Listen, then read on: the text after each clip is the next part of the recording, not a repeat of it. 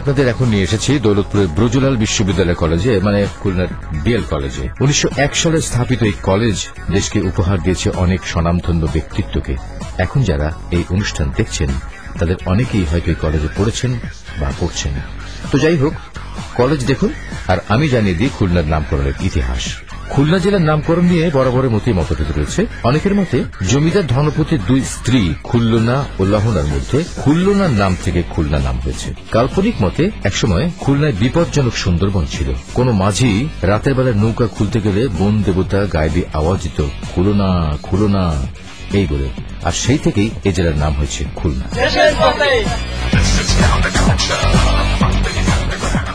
চলুন খুলনা শহর ঘুরে দেখি।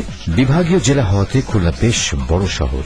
বড় শহরে সকল সুযোগ সুবিধা এখানে আছে। খুলনা জেলার জন্ম হয়েছে 1882 সালের 1 জুন।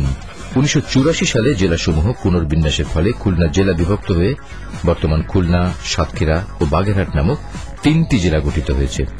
খান আব্দুস সবুর খান, খান বাহাদুর আহসানুল্লাহ, স্যার আচার্য প্রফুল্লচন্দ্র, কৃষ্ণচন্দ্র মজুমদার, সিকান্দার আবু জাফর, ডাক্তার আহসানুজ্জামান প্রমুখের মতো গুণীজন জন্মেছেন এই জেলায়।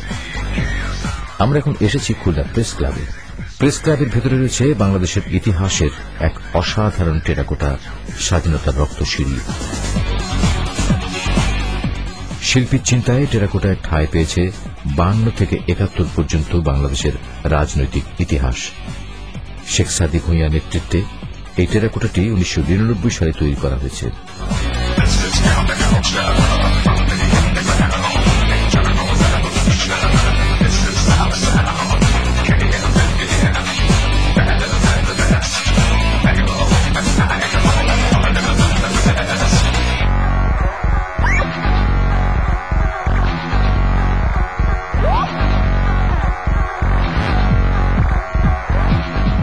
খুলনার প্রাণকেন্দ্রে এই পার্কটির নাম শহীদ হাদিস পার্ক। হাদিস নামের ছেলেটা স্বাধীনতা সংগ্রামের প্রাক্কালে মিছিলে পুলিশের গুলিতে এখানে শহীদ হন। বহু ঐতিহাসিক ঘটনা আছে এই পার্কের। মিটিং, অনুষ্ঠান সহ অনেক সামাজিক, সাংস্কৃতিক, রাজনৈতিক কর্মকাণ্ড হয় এই হাদিস পার্কে। এখানে আছে শহীদ মিনার, স্বাধীনতার ভাস্কর্য। একটা মজার পেশার মানুষ দেখতে পাবেন এখানে। এরা খদ্দের কান পরিষ্কার করেন, কানের সব ধরনের রোগের চিকিৎসাও করে থাকেন তারা। আহারে কান! এটা অনেক অনেক দিনের পুরাতন একটি পার্ক।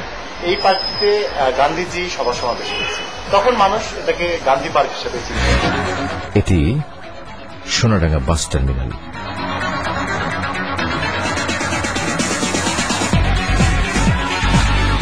সোনাডাঙ্গা যখন এসেই পড়েছি তখন একজনের বাড়ি আপনাদের দেখাবো।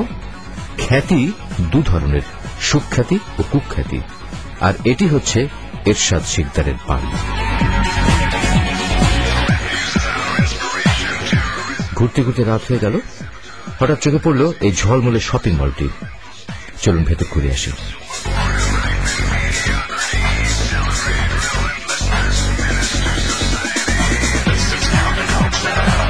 বাহ, বেশ বড় এবং সাজানো গোছানো তো।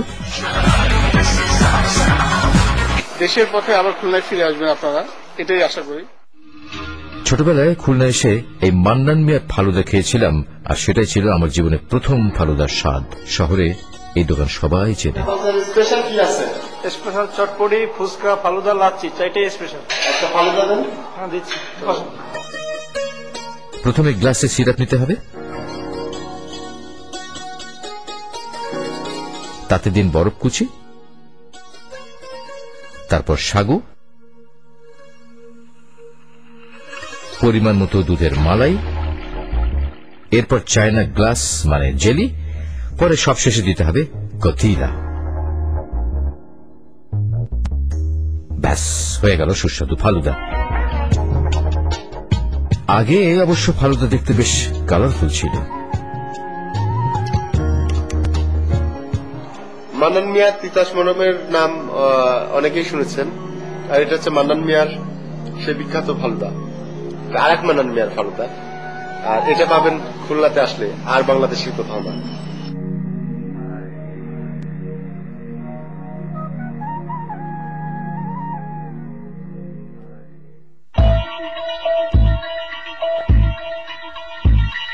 চলুন বাংলাদেশের তৃতীয় লংগেস্ট ব্রিজ দেখে আসি। এই ব্রিজে যেতে হলে খুলনা থেকে প্রায় 6 কিলোমিটার চকচকে এই অ্যাপ্রোচ রোড দিয়ে যেতে হবে। ব্রিজের দুপাশে মোট অ্যাপ্রোচ রোড 8.5 কিলোমিটার কিছু বেশি। হ্যাঁ, এটি খুলনার রূপসা সেতু। সেতুটি লম্বায় 1360 মিটার, চওড়ায় 16.48 মিটার। জাপানের সহযোগিতায় 724 কোটি টাকা খরচে তৈরি এই রূপসা সেতু 2005 সালে 21শে মে যানবাহন চলাচলের জন্য খুলে দেওয়া হয়। স্থাপত্য শৈলীতে বর্তমান খুলনার গৌরব।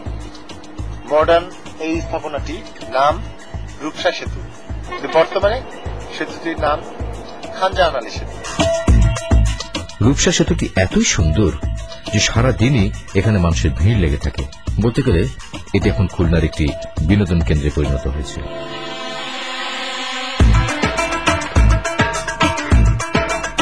রূপলাল সাহা নামে একজন লবণ ব্যবসায়ী ছিলেন, যিনি কিনা তার লবণের ব্যবসার প্রয়োজনে একটা চিকন খাল কাটেন এই জায়গাটিতে, যেখানে খালটি পরবর্তীতে বড় হতে হতে হতে এই নদী আকার ধারণ করেছে এবং আস্তে আস্তে রূপলাল সাহা থেকে রূপসা নামটা চলে আসছে সবার মুখে মুখে।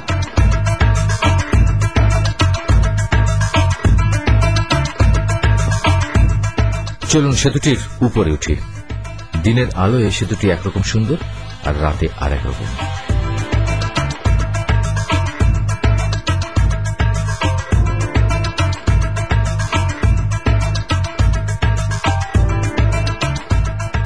খুলনায় পাবেন চিড়িয়াখানা বা রূপসা সেতু যাওয়ার জন্য মিনি বাস।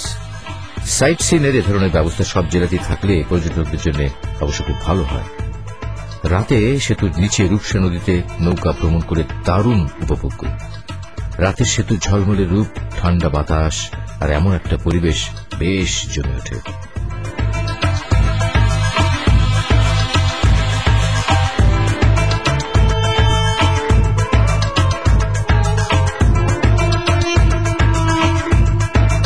দেশের পথে